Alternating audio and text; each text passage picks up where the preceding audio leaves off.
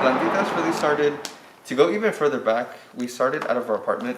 It started a little bit before the pandemic, and we were welcoming folks into our space and making appointments so that they can come check out plants that we had. My husband has a really good eye, so he would pair them with really nice pots. But then the pandemic hit, and that wasn't as easy anymore. So my husband kind of said, hey, what if I just put a table outside and put some plants out? And so he did one weekend, and it was successful. He sold out everything.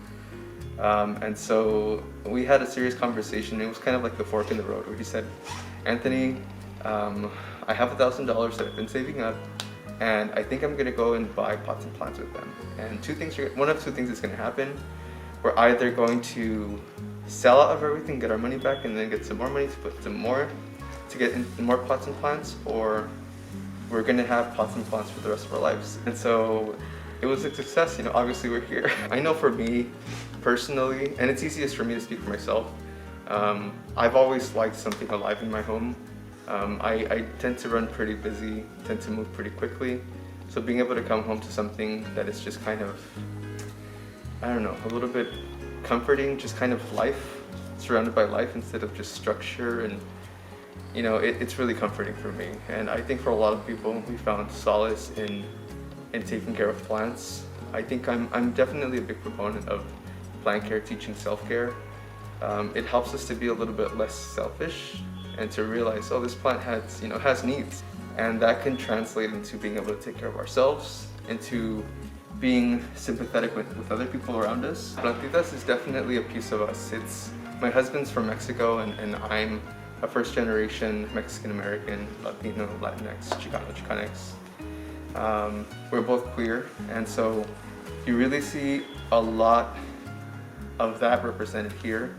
We were very fortunate to be able to work with Karina Vasquez, who was able to paint our mural, paint it and design it, and I'm really glad that it's an authentic representation of our culture and identities. The response to Plantiitas has been amazing. It's been more than we could have ever expected or dreamed, honestly.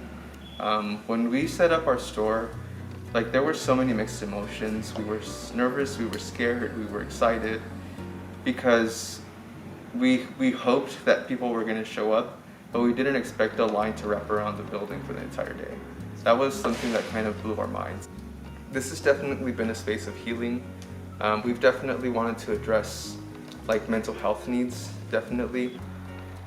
Accessibility is also another thing that's really important to us. So it's really important that we set prices fairly. Coming from communities that have been marginalized, we know how difficult it can be to access things that seem to not belong to us, like plants. And so we wanted